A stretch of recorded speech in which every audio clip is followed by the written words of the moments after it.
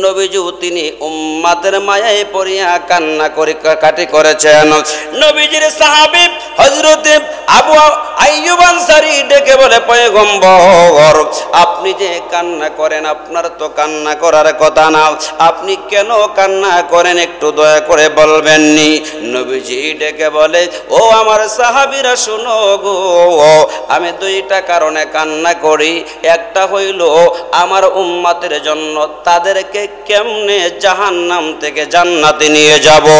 আর একটা কারণ হইল আল্লাহ রাব্বুল আলামিন যে আমি নবীকে সমস্ত নবীদেরও নবী বানাইলো, আমি নবীকে যে এত বড় সম্মান দিল, এই জন্য শুকরিয়া আদায়ার্থে গো আল্লাহর দরবারে কান্না করি। সুবহানাল্লাহ। বাবাজিরা, আল্লাহ রাব্বুল আলামিন বলেন, রে দুনিয়ার মানুষ, আমি আল্লাহর জাহান্নামের কথা স্মরণ করিয়া, আমি আল্লাহর দুজকের কথা স্মরণ করিয়া, দুজকের ভিতরে ভয়ঙ্কর আযাবের কথা স্মরণ করিয়া, আগুনের কথা স্মরণ করিয়া যদি তোমরা চোখের পানিগুলো ছেড়ে দিতে পারো, ওই চোখের পানিগুলো কোনো অবস্থাতেই বিফলে যাবে না। ওই চোখের পানিকে উসিলা করিয়া আমি আল্লাহ তোমার পেছনের গুনাহগুলো মাফ করে দিব। সুবহানাল্লাহ। আমি অনেক সময় বলে থাকি, কারণ যেই বয়ানগুলো করলে এবং শুনলে দুর্বল ঈমানটা মজবুত হয়, ওই বয়ানগুলো আমি সব জায়গায় একটু বেশি বেশি করি।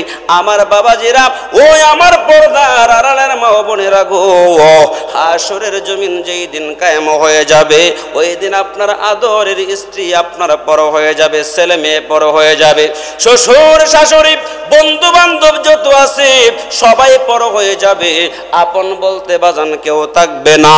ওই দিন হাসরের ময়দানে আপনি আমি আমরা সবাই ইয়া নাফসি বলে বলে কান্নায় পাগল পারা হয়ে থাকব।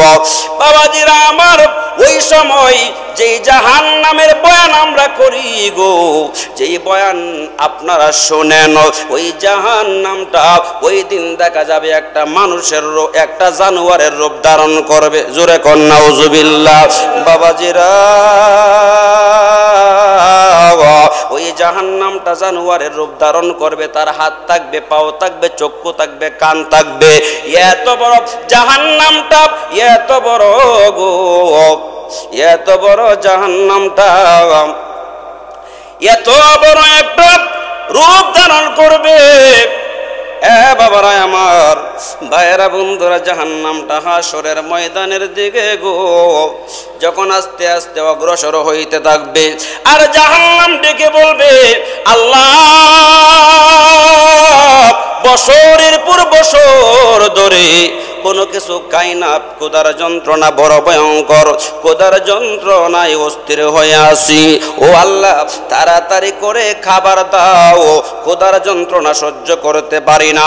এই কথা বলে বলে ওই জাহান্নামটা যখন আগাইতে থাকবে হাসরের ময়দানের দিকে, নবীজি কামলিওয়ালা দেখে বলবে, আল্লাহ হাসরের ময়দানে সমস্ত আমার উম্মত উম্মতিকে যদি জাহান্নামকে পেলে, আমি নবী কি করে তাদেরকে বাঁচাইব? আল্লাহ তাদেরকে আপনি দয়া করে জাহান্নামটাকে একটু ফিরাইয়া রাখেন। বাবাজিরা, আল্লাহ রাব্বুল আলামিন ওই ফেরেশতাদেরকে ডেকে বলবে, শিকল লাগাও হাতে পায়ে, তাকে তোমরা টেনে ধরে রাখো। যখন টেনে ধরে রাখবে, কিন্তু তারপরেও অসংখ্য অগণিত ফেরেশতারা ধরে রাখতে পারবে না, জাহান্নামটা যাইতে থাকবে হাসরের ময়দানের দিকে। নবীজি বলবেন, আল্লাহ তাআলা জাহান্নামটাকে ধরে রাখা যাচ্ছে না, আল্লাহ তাআলা কেমনে ফিরাইব? আল্লাহ তাআলা এক গ্লাস পানি নবীজির হাত মোবারকে দিয়ে বলবেন, জাহান্নামের দিকে ছিটাইয়া দাও। যখন ছিটাইয়া দিব, জাহান্নামটা পিছনের দিকে দৌড়াইব। সুবহানাল্লাহ। কোন নবী আমার ডেকে বলবে, আল্লাহ এত বড় বোঝা জাহান্নাম, যেই জাহান্নামকে ফেরেশতারা রাখতে পারে না, এত হাজার হাজার হাজার হাজার ফেরেশতারা টেনে ধরে রাখতে পারলো না, এই জাহান্নামটাকে একটু পানির ছিটা দিলাম, কেমনে দৌড়াইয়া পিছনে চলে গেল, ভয় পাইল। এই পানি কি হাউজে কাউসারের পানি নাকি, আবে জমজম কুয়ার পানি নাকি? এই পানি কোন রহমতের পানি নাকি বরকতের পানি?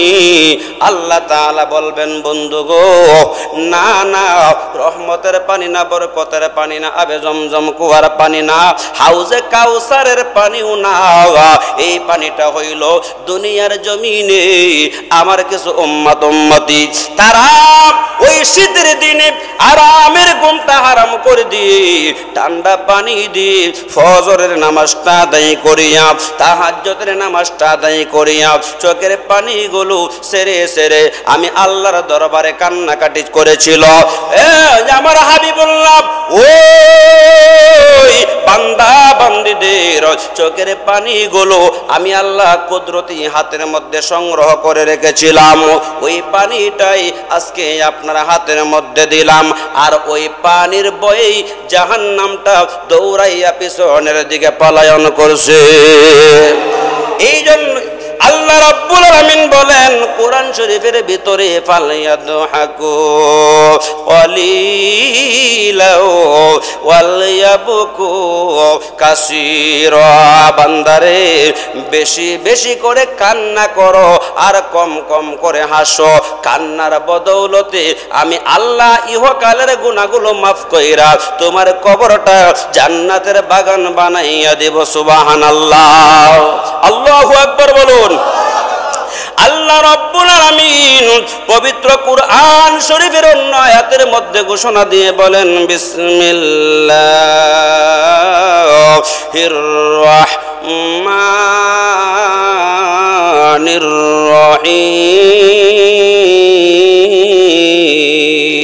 রহিম ফাবিআইয়ি আলাই রাব্বিকুমা তুকাযিবান।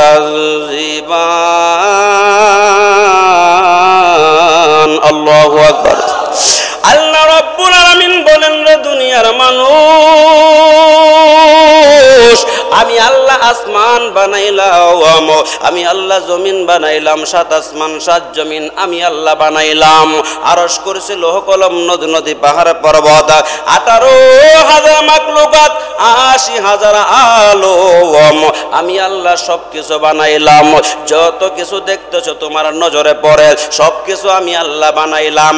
এমন কোন নিয়ামত নাই রে যেই নিয়ামতের শুকরিয়া আদায় তুমি করবে না, যেই নিয়ামতের জন্য তুমি আমি আল্লাহর না এমন অস্বীকার করবে।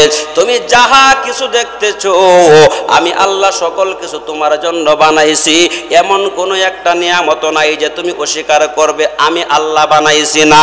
ও আমার বান্দা বান্দিরা, যতগুলো নিয়ামত আমি আল্লাহ বানাইলাম তোমাদের জন্য, ওই নিয়ামত গুলো যখন ভক্ষণ করবা, ভক্ষণ করার পর যখন শুকরিয়া আদায় করবা, বান্দা বান্দিরা শোনো, এই যে আমার নিয়ামত গুলো ভক্ষণ করেছো এটাও আমি আল্লাহ তোমার আমলের খাতায় গণ্য করে দেব। সুবহানাল্লাহ।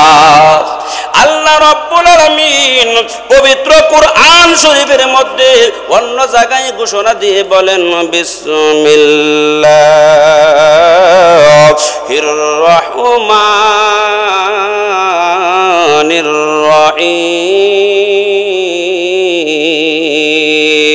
রহিম ফাযকুরুনি আযকুরকুম ওয়াশকুরুলি ওয়ালা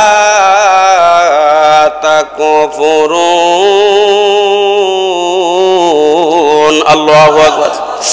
আল্লাহ রাব্বুল আলামিন বলেন রে দুনিয়ার মানুষ, আমি আল্লাহর নামের জিকির করবা বেশি বেশি কইরাম, আমি আল্লাহকে বেশি বেশি করে স্মরণ করবা। আমি আল্লাহর নামের জিকির যদি তোমরা করবা, আমি আল্লাহ তোমাদের নামের জিকির করব। আমি আল্লাহ কেমনে তোমাদেরকে স্মরণ করব জানোনি? যখন তোমরা আমি আল্লাহর 99টি নাম আছে, এখন বলুন আল্লাহ পাকের নাম কয়টা? আল্লাহ পাকের 99টি নাম। এখন যদি আপনাদেরকে বাজান জিজ্ঞাসা করি আল্লাহ পাকের 99টা নাম আমার একটু পয়রা শোনায়া দেন, আমার মনে হয় না এখানে যে আপনারা সবাই পারবেন। বন্ধু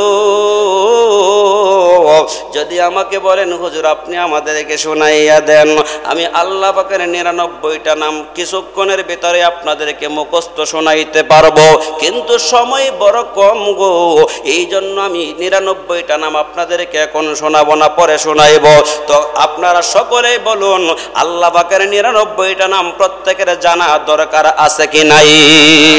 আল্লাহ রাব্বুল আলামিন বলেন রে দুনিয়ার মানুষ, আমি আল্লাহকে যখন ইয়া আল্লাহ বলে ডাক দিবা, ইয়া রহমান বলে ডাক দিবা, ইয়া রহিম বলে ডাক দিবা, ইয়া রহমান বইরা যখন ডাক দিবা রে, একবার ডাক দেওয়ার সঙ্গে সঙ্গে আমি আল্লাহ তোমার 10টি গুনাহ মাফ কইরা তোমার আমল নামাই 10টি নেকি দিয়ে ভরপুর করে দিব। সুবহানাল্লাহ।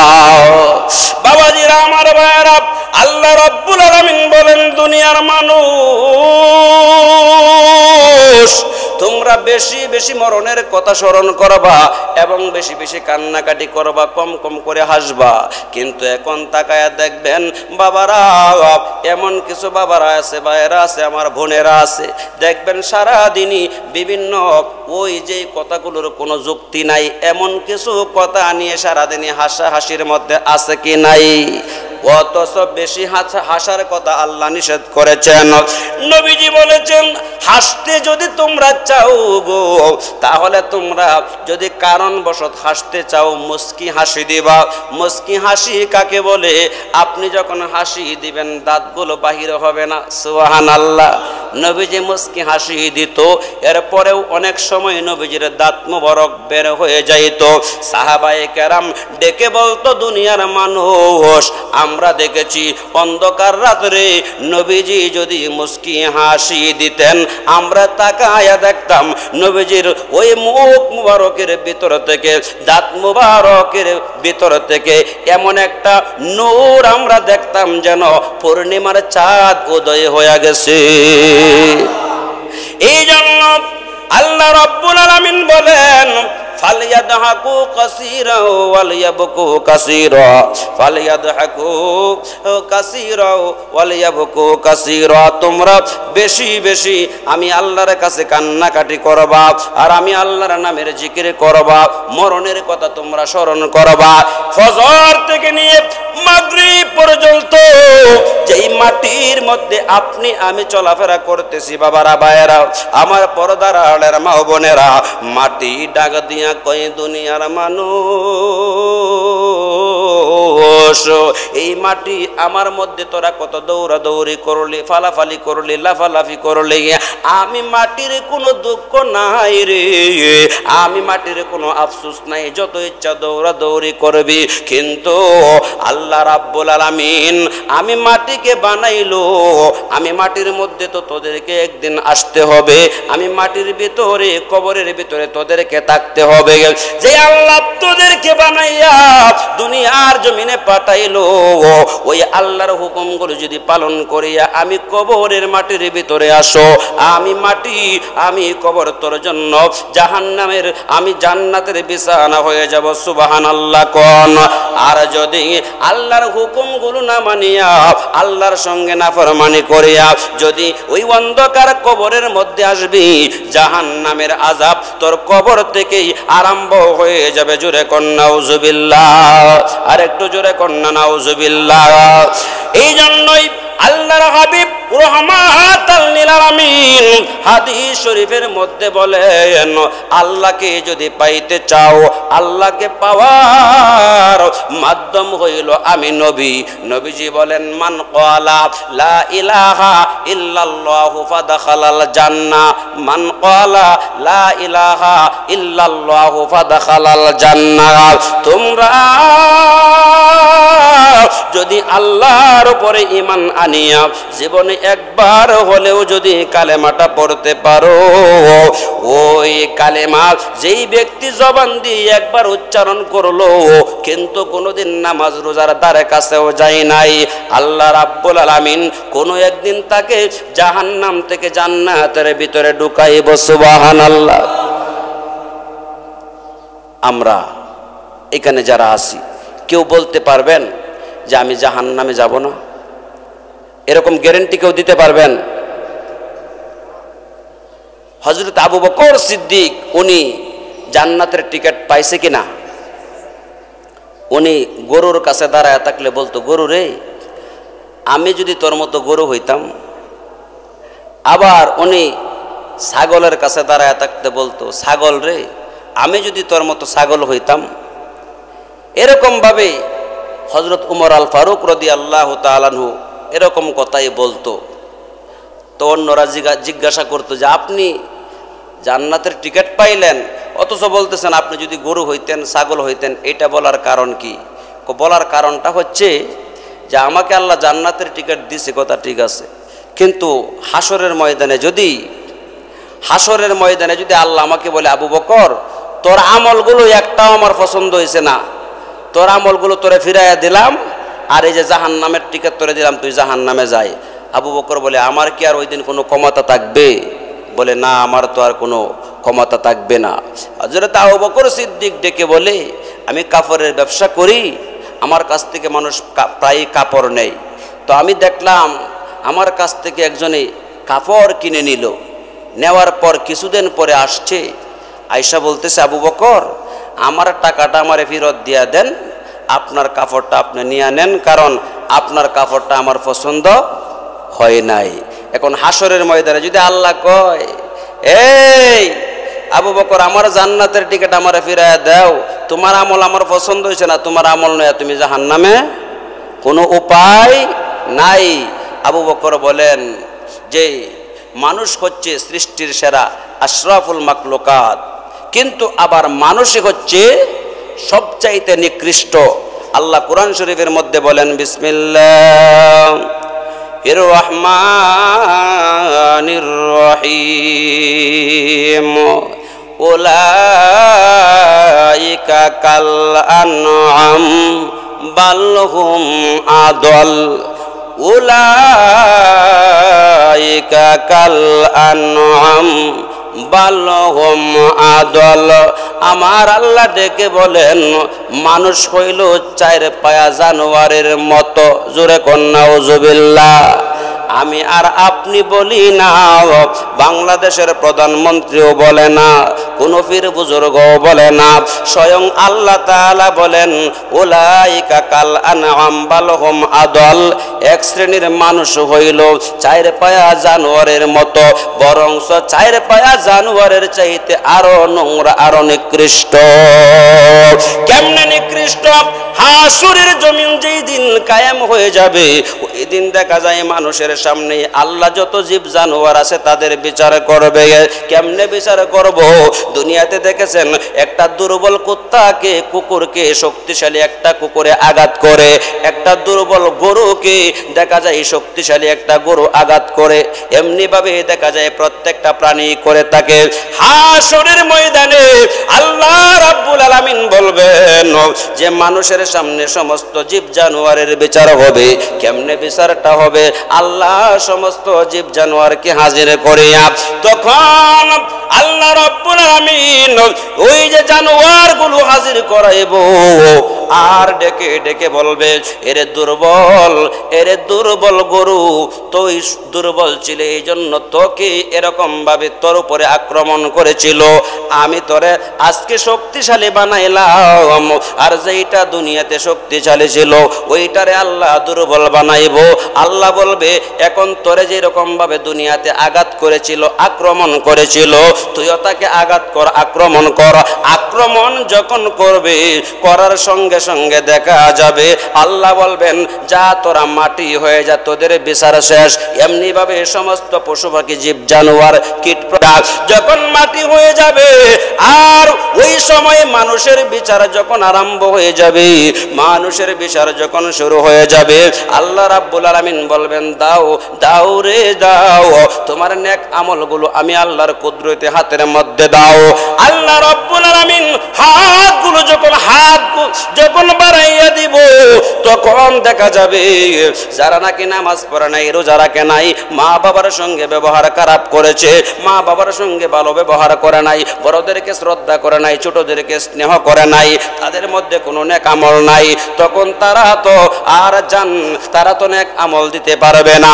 আল্লাহ রাব্বুল আলামিন বলবেন, যারে জাহান্নামের ফেরেশতারা হাতে পায়ে জাহান্নামের শিকল লাগায়া টেনে টেনে জাহান্নামে নিয়ে যায়। তখন ওই লোকগুলো আল্লাহ রাব্বুল আলামিনের দরবারে ডেকে বলবে, আল্লাহ আমাদের সামনে আপনি কুকুরের বিচার করলেন, গরুর বিচার করলেন, বাঘের বিচার করলেন, সিংহের বিচার করলেন, আয় আল্লাহ তাদের কোনো জাহান্নাম নাই, তাদের কোনো জান্নাত নাই।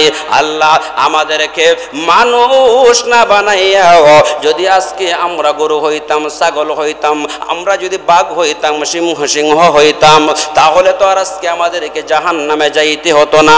আল্লাহ কেন বাঘ হইলাম না, কেন গরু হইলাম না, কেন কুকুর হইলাম না? এমনি ভাবে আফসোস করে বলতে থাকবে আর জাহান্নামের দিকে যাইতে থাকবে। বাবারা আমার ভাইয়েরা, এই জন্যই তো আল্লাহ রাব্বুল আলামিন বলেছেন, উলাইকা কাল আনআম বাল হুম আদল। ওই মানুষ হইল চার পায়া জানোয়ার, বরং জানোয়ারের চাইতে আরো নোংরা, আরো নিকৃষ্ট। জোরে কন নাউজুবিল্লাহ, আরেকটু জোরে কন নাউজুবিল্লাহ। আল্লাহর নবী রহমাতাল লিল আলামিন বলেন, তোমরা যদি মন গড়া আমল করো তাহলে তোমাদের ওই মন গড়া আমলগুলো আমি আমার আল্লাহর দরবারে গ্রহণযোগ্য হবে না, কবুল হবে না। আমল তোমরা কেমনে করবা? নবীজি সুন্দর করে শেখাইয়া গেল, মান আহাব্বা সুন্নতি ফাকাদ আহাব্বানি ওয়া মান আহাব্বানি কানা মাই ফিল জান্নাহ। সুবহানাল্লাহ, জোরে কোন। বাবারা আমার ভাইয়েরা, সুন্নতের আমলগুলোকে অনেকে দুর্বল মনে করে, ছোট মনে করে, দুর্বল মনে করিয়া, ছোট মনে করিয়া সুন্নতের আমলগুলো অনেকে করতে চায় না। কিন্তু যাই না রাই কেন, আমার কামলিওয়ালা নবীজি বলেছেন, আমি নবীর একটা মুর্দা সুন্নতকে যদি কেউ জিন্দা করে রে, 100 শহীদের সওয়াব আল্লাহ তাআলা তার আমল নামায় দান করে দিবে। সুবহানাল্লাহ, আল্লাহু আকবার। এখন বলতে পারেন, হুজুর মুর্দা সুন্নত কোনটা আর জিন্দা সুন্নত কোনটা একটু বুঝায়া বলেন। এখন আপনারা যে খাবার খান, এই খাবার খানার সময়, খানাটা খাওয়ার সময় তো কোনোদিন কোনো কিছু বলি নাই। আল্লাহ বলেন, কুল ইন কুনতুম তুহিব্বুনাল্লাহা ফাত্তাবিউনি ইউহিব্বুকুমুল্লাহ ওয়া ইয়াগফির লাকুম যুনুবাকুম ওয়াল্লাহু গফুরুর রহিম। আমি আল্লাহকে ডাইরেক্ট দেখার কোনো বাও নাই, ডাইরেক্ট ধরার কোনো বাও নাই, শোয়ার কোনো সিস্টেম নাই। তবে তোমরা শোনো গো, আমার বন্ধু নবী রহমাতাল লিল আলামিন নবীজিকে ভালোবাসিয়া তাহার অনুসরণ যদি করতে পারো, আমি আল্লাহকে ভালোবাসা হয়ে গেল। আর আমি আল্লাহকে যারা ভালোবাসলো, আসমানের নিচে জমিনের উপরে এমন কোন শক্তি নাই তার কোনো ক্ষতি করতে পারবে। কোন সুবহানাল্লাহ, আল্লাহু আকবার বলুন। আল্লাহ রাব্বুল আলামিন ওই পবিত্র কোরআন শরীফের অন্য আয়াতের মধ্যে সুন্দর করে আরেকটা ঘোষণা দিয়েছেন, ও আমার বান্দা বান্দিরা শোনো, কুল্লু নাফসিন যায়িকাতুল মাউত। তোমরা কি ভুলে গেছো মরণের কথা? কি তোমাদের একটাবার স্মরণ হয় না? তোমার চোখের সামনে তোমার আব্বা মারা গেল, তোমার আম্মা মারা গেল, তোমার দাদা দাদি মারা গেল, তোমার নানা নানি মারা গেল, শ্বশুর শাশুড়ি মারা গেল, অন্ধকার কবরের যাত্রী হয়ে গেল তোমার চোখের সামনে।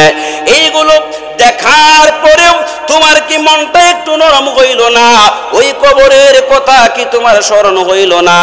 যে অন্ধকার কবরের ঘরের ভিতরে যাওয়া যায় বাবা, কিন্তু আসার কোনো ব্যবস্থা নাই। নাকি কেউ আইছে? আজ পর্যন্ত বলতে পারবেন যে আমাদের এলাকায় এক লোক কবরে দিয়েছে, পরে আবার আয়া পড়ছে? আর যদি এরকম হয়, নিয়ে আসাইরা কবর রাখছেন, রাখার পরে মাগরিবের পরে আয়সা কয় আসসালামু আলাইকুম, আপনি গড় থাকবেন না গপসাইয়ের গড়সাইরা ভাগবেন? সর্বনাশ। হ্যাঁ, এটা বুঝি ভূত হয়ে আইছে, এরকম অনেকে বলে না? যে দেখা যায় অনেকে যদি এই একটা লোক মারা গেছে, মারা যাওয়ার পরে কিছু লোক আছে ডরে এই ঘরের ভিতরে একা একা যায় না, আসেনি? ডরে এই ঘরের ভিতরে যায় না। এত আদরের স্ত্রী মারা গেছে, এখন স্বামী ঘরের ভিতরে যাইতে একা একা ভয় করে। প্রথম স্বামী মারা গেছে, স্ত্রী যাইতে ভয় করে।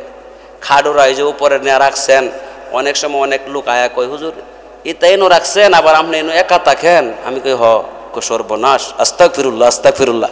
আমি কই করে কি হয়েছি? আশেপাশে কোনো গড় টর কিচ্ছু নাই, এরপরে এখানে রুমও একা থাকেন, আবার এই যে মুর্দারের খাড়ুরা দুনোটার রুমের সাইডে তুয়ে রাখছেন। আমি কই সমস্যাটা কি? কইতে তো আমার দেখলে ভয় করে, আর রাত্রির বেলা যদি নয় আমি একা একা দেখি 12টার পরে স্টুক করে মরে যাবো গা, তাহলে বোঝা গেল যে হ্যাঁ মনে মরতো না। আমি আপনি কি মরতেন না নাকি? কোন মরমো, কিন্তু এগুলো দেখলে হুজুর ভয় লাগে। আচ্ছা ভয় যা যত করুক, বাঁচার কোনো উপায় আছে নাকি?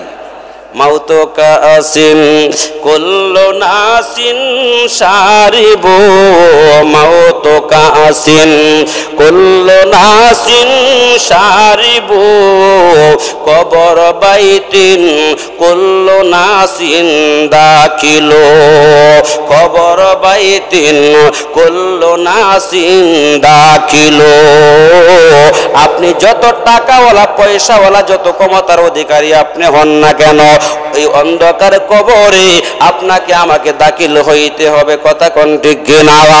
এই জন্য আল্লাহ রাব্বুল আলামিন বলেন, বান্দা বান্দিরা ওই কবরের কথা বেশি বেশি স্মরণ করবা, মরণের কথা বেশি বেশি স্মরণ করবা, বেশি বেশি তোমরা কান্না করবা, কম কম করে হাসবা।